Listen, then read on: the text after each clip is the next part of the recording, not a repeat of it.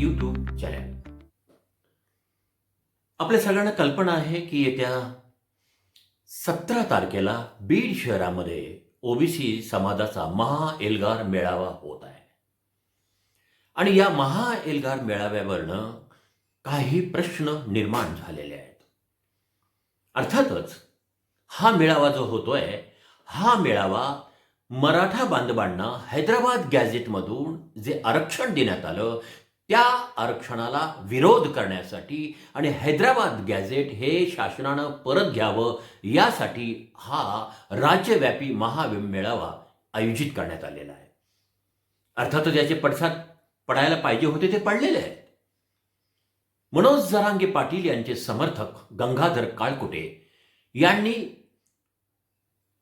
पण घेतला आहे, यांनी शपथ घेतलेली आहे की कोणत्याही परिस्थितीमध्ये या महाएल्गार मेळाव्यासाठी राज्याचे मंत्री छगनराव भुजबळ यांना बीडमध्ये पाय ठेवू देणार नाही.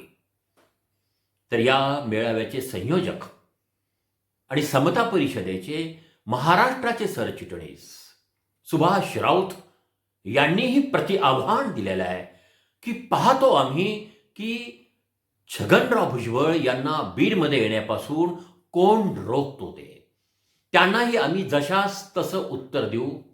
आणि याच्यामुळं अगोदरच बीड जिल्ह्यामध्ये जे एक प्रकारचं राजकीय जातीवादाचं स्वरूप आलेलं होतं, त्याच्यामध्ये नवीन अंक सुरू झालेला आहे.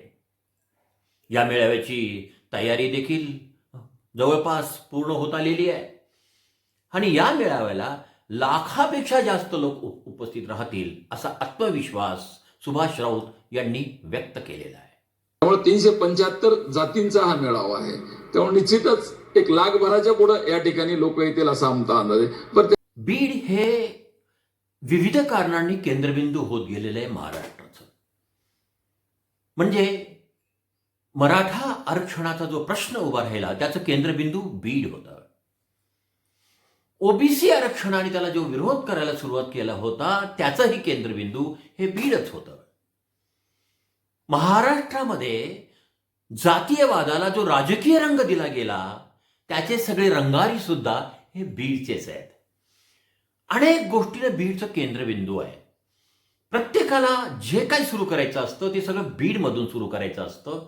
म्हणून अलीकडच्या काळामध्ये महाराष्ट्रात बीडविषयी फार चांगलं बोलल्या जात नाही. पण असं नाहीये. बीडचा जो इतिहास आहे तो अतिशय वैभवशाली आहे, तो गौरवास्पद आहे. या स्वातंत्र्यासाठी बीडमधले जवळपास 22 हुतात्मे झालेले आहेत, ज्यांनी या बीडला हैदराबाद मुक्ती संग्रामात लढून स्वतंत्र करण्यासाठी आपले प्राण दिलेले आहेत. पण हा उज्ज्वल जो भविष्य होतं आमचं, उज्ज्वल जो इतिहास आहे, त्याचा वर्तमान मात्र फार चिंतनीय झालेला आहे. अर्थातच प्रत्येक गोष्ट बीडमधूनच सुरू व्हावी. त्याच अर्थानं याही वेळेस जो महाएल्गार मेळावा पुकारला गेलेला आहे, हैदराबाद गॅझेटला विरोध करण्याचं जे नवीन आंदोलन सुरू होतं, जे नवीन तुतारी वाजले जाणार आहे, नवीन पडघम होणार आहेत, ते सुद्धा बीडमधूनच होणार आहेत. आणि म्हणून हा प्रतिप्रश्न विचारला गेलेला आहे की अन्य ठिकाणी तुम्ही हे सगळं करू शकत होता, तर बीडमधूनच तुम्ही हे का करताय? बीडमध्येच हा महाएल्गार मेळावा तुम्ही का घेताय?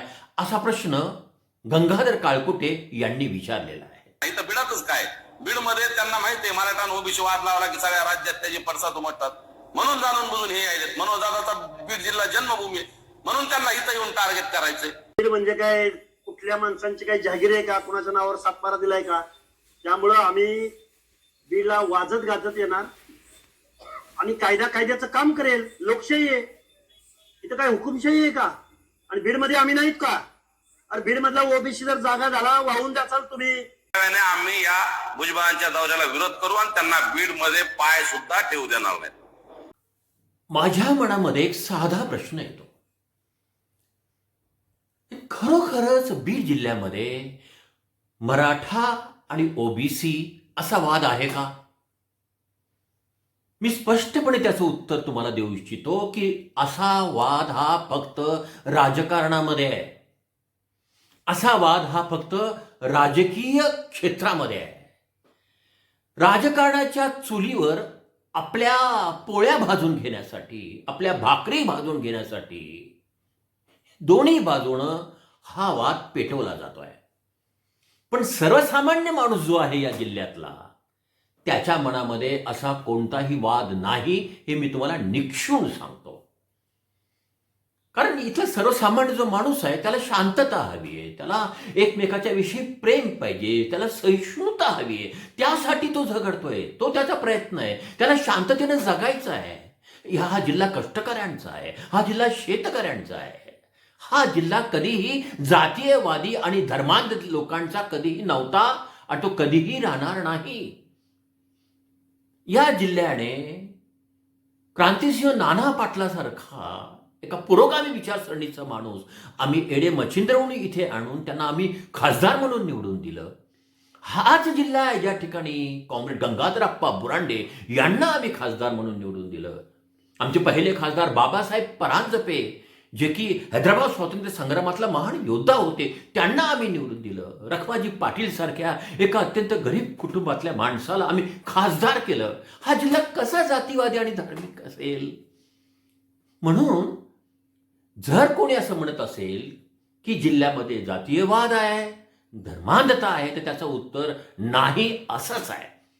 हा, हे खरं आहे की काही लोकांना जातीवाद आणि धर्मांधता ही त्यांची गरज झालेली आहे. पण ही त्यांची गरज या जिल्ह्यातल्या लाखो लोकांच्या शांततेच्या मुळावर आलेली आहे. आणि या अर्थानं नेहमी हा संघर्ष होण्याची शक्यता असते. महाराष्ट्रातले तमाम ओबीसीचे मोठे नेते बीड शहरामध्ये येत आहेत. पण त्यांना इथे येऊ नये त्यांनी म्हणूनही काही प्रयत्न चालू आहेत. त्यांना विरोध होण्याचं कारण चालू आहे. विशेषतः महाराष्ट्राचे मंत्री छगन भुजबळ यांना मोठ्या प्रमाणामध्ये विरोध होत आहे. त्यांना काही प्रश्न विरोधक विचारतायत. ही सभा होत असताना त्यांना एक 10 प्रश्न आम्ही विचारणार आहेत की तुम्ही जर खरे ओबीसीचे नेते असाल तर ओबीसी मध्ये 385 ते 500च्या आसपास जातील. कधी त्या 500 जातीतल्या लोकांना एखादं मंत्रीपद, आमदारकी, खासदारकी, महामंडळाचं अध्यक्षपद तुम्ही तुमच्या कुटुंबात घेतले, परंतु त्यावेळेस एखादा कैकाडी समाजाचा, एखादा गोसावी समाजाचा, एखादा न्हावी समाजाचा, एखादा 18 पगड जातीतल्या 18 अलुतेदार आणि 12 बलुतेदारातल्या एखाद्या जातीचा तरी माणूस तुम्हाला योग्य वाटला नाही का? महाराष्ट्राला माहिती आहे की मराठा आरक्षणासाठी जे प्रचंड मोठे लाखोच्या संख्येने जे मोर्चे निघाले, जे विलक्षण शिस्तीमध्ये आणि शांततेमध्ये निघाले, त्याचं देशभरात कौतुक झालं. अर्थात त्याची पायाभरणी, त्याचा पहिला एल्गार हा बीडमधूनच झालेला होता. तेव्हा कोणीही विरोध केलेला नव्हता. तर ओबीसी नेत्यांचं म्हणणं असं आहे की जर आम्ही त्याला विरोध केला नव्हता तर तुम्ही आता याला विरोध का करताय? लोकशाही मार्गानं प्रत्येकानं आपलं मत शांततेने मांडायचं असतं. संविधानाचा आपण सगळ्यांनी आदर केला पाहिजे. संविधान आमच्यावर राष्ट्रीय एकात्मता, सर्वधर्म समभाव, सहिष्णुता, ममता आणि समतेचं शिक्षण आम्हाला देते. ते संस्कार आम्हाला करताय. त्याच्यामुळे 2 गटामध्ये कोणत्याही प्रकारचे मतभेद न होता सर्वांनी एकमेकाच्या मतस्वातंत्र्याचा जो अधिकार आहे त्याचं रक्षण केलं पाहिजे. दुसऱ्यासाठी सुद्धा तसाच त्यांनी प्रयत्न केला पाहिजे. आणि म्हणून आज बीड जिल्ह्यामध्ये प्रत्येकाला वाटतं की 2 गटामध्ये वाद होता कामा नयेत. प्रत्येकाने आपापलं मत शांततेनं मांडलं पाहिजे. आणि असं झालं तर मला असं वाटतं की एक प्रकारे हे सुद्धा उदाहरण आम्ही महाराष्ट्राला देऊ की आमच्यामध्ये मतभेद असले तरी सुद्धा आमच्यामध्ये मनभेद नाहीत. मराठा समाजाच्या आरक्षणाला आमचा विरोध नाही. मराठा समाजाला 10% ईडब्ल्यूएस आरक्षण दिलं होतं, परंतु त्यांची जी मागणी आहे की सरसकट ओबीसीसाठी शैक्षणिक देण्याविषयी आमचं कुठलंही दुमत नाहीये. मराठा समाजामध्ये गोरगरीब विद्यार्थी आहेत, शिक्षणापासून वंचित राहतात, त्यांनाही आरक्षण मिळालं पाहिजे. ओबीसीचा आवाज म्हणून भुजबळ साहेब लढतायत. गेली 35 वर्ष भुजबळ साहेब ओबीसीसाठी लढतायत. आदरणीय भुजबळ साहेबांनी शिवसेना पण ओबीसीसाठी सोडली. मंडल आयोगाची अंमलबजावणी करावी आणि छोट्या छोट्या घटकाला त्या ठिकाणी प्रतिनिधित्व करण्याची संधी भेटावी, यासाठी आदरणीय भुजबळ साहेबांनी शिवसेना सोडली.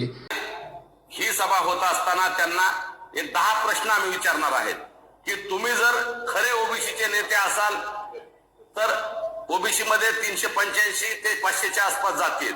कधी त्या 500 जातीतल्या लोकांना एखादं मंत्रीपद, आमदारकी, खासदारकी, महामंडळाचं अध्यक्षपद तुम्ही तुमच्या कुटुंबात घेतले, परंतु त्यावेळेस एखादा कैकाडी समाजाचा, एखादा गोसावी समाजाचा, एखादा न्हावी समाजाचा, एखादा 18 पगड जातीतल्या 18 आलुतेदार आणि 12 बलुतेदारातल्या एखाद्या जातीचा तरी माणूस तुम्हाला योग्य वाटला नाही का? सारांश, समाजामध्ये घडणाऱ्या कोणत्याही अप्रिय घटना या समाजाच्या शांततेला बाधा आणणाऱ्या असतात. समाजामध्ये पिढ्यानपिढ्या जी माणसं, गावगाड्यातली माणसं, खेड्यातली माणसं, लहान तांड्यावरली माणसं, शहरामधली माणसं, माणसं अशिक्षित, माणसं सुशिक्षित, माणसं कष्टकरी, माणसं शेतकरी, ही सगळी पिढ्यानपिढ्यापासून एकत्रित प्रेमानं राहिलेली असतात. यांची नाती रक्ताची जरी नसली तरी रक्तापेक्षाही त्यांच्या नात्यामध्ये जास्त गडदपणाचं, आपुलकीचं प्रेम असतं. त्यात आपुलकी असते, स्नेह असतो आणि प्रेम असतं. परंतु या अप्रिय घटनांमुळं काही समाजातलं हे प्रेम, ही शांतता हळूहळू लयाला जाते आणि असं होणं हे फार चिंताजनक असतं. आणि म्हणून आपण सगळे आशा करूया की ही सभा अतिशय शांततेत पार पडेल, कोणती त्याला बाधा येणार नाही आणि प्रत्येकाला आपलं मत व्यक्त करण्याचा जो अधिकार आहे त्याचं रक्षण होईल. म्हणून आज या जिल्ह्यामध्ये जे या जिल्ह्यातला बुद्धिजीवी वर्ग आहे, जो विचार करणारा वर्ग आहे, त्याच्याबरोबर जो इथला सर्वसामान्य माणूस आहे, त्याची अशी प्रामाणिक धारणा आहे, त्याला प्रामाणिकपणे असं वाटतं की प्रत्येकाने आपलं मत शांतपणे मांडायला पाहिजे. त्याच्यातनं कोणताही वाद, कोणती भांडणं आणि कोणती तंटे निर्माण नाही झाली पाहिजे. मला असं वाटतं की राजकारणातली जी मंडळी आहे त्यांनी त्यांच्या स्वार्थापेक्षा या लोकांच्या या भावनेचा आदर करायला पाहिजे आणि आपल्या स्वार्थाला आणि स्वार्थातून निर्माण होणाऱ्या ज्या काही घटना आहेत त्याला आवर घातला पाहिजे. खरं म्हणजे मला असं म्हणायला लागतं, कधी कधी वाटतं की कुठं गेले ते दिवस या बीड जिल्ह्याचे. या जिल्ह्यामध्ये स्वामी रामानंद तीर्थ यांच्यासारखा एक महान संन्यासी जन्माला, ज्याने निजामाचं राज्य धुळीला मिळवलं. या जिल्ह्यामध्ये हिरालाल कोटेचान सारखी महात्मा गांधीजींच्या अत्यंत निकटवर्ती असणारी माणसं ती या जिल्ह्यातली होती ना. या जिल्ह्यात स्वामी रामानंद तीर्थ, या जिल्ह्यात बाबासाहेब परांजपे, म्हणजे किती जणांची नावं घ्यावीत. कुठे गेले हे सगळे हे दिवस, हे सगळे.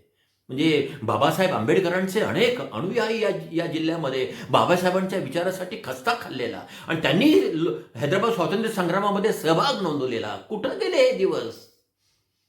खरं म्हणजे ह्या सगळ्यांची, बाबासाहेब आंबेडकर असतील, महात्मा गांधी असतील, स्वामी रामानंद तीर्थ असतील, शाहू फुले आंबेडकर यांच्या, खरं म्हणजे यांचे ज्या ज्या ठिकाणी पाय पडली त्या प्रत्येक पाऊलाला नतमस्तक होणारा हा बीड जिल्हा. पण कुठं गेले ते सगळे दिवस? ते दिवस परत केव्हा येतील?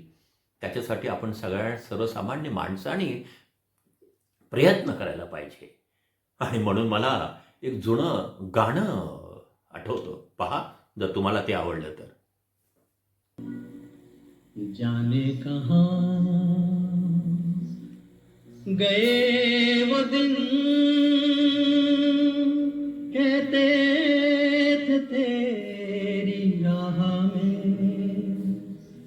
नजरों को हम बिछाएंगे. जाने कहाँ गए वो दिन कहते थे तेरी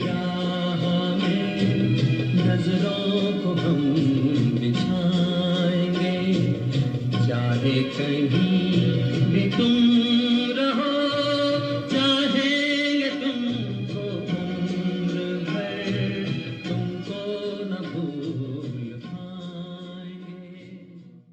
नमस्कार, मी सतीश साळुंके आणि आपण पाहतात माझं चॅनल सारांश. आवडलं तरच सबस्क्राईब करा आणि लाईक करा. धन्यवाद.